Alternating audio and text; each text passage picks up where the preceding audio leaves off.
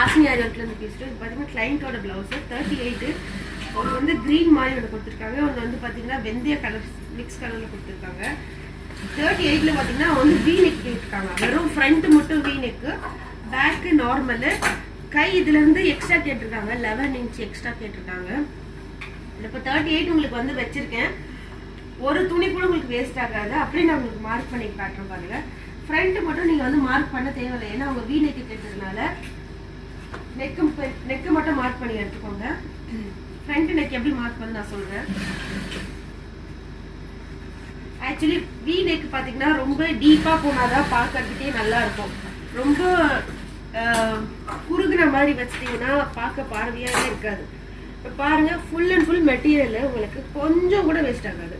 எங்கெங்கே அறுக்காத்து போடணுமோ கரெக்டாக அங்கங்கே அறுக்காத்து போட்டிருக்கேன். பென்சில் மார்க் இது.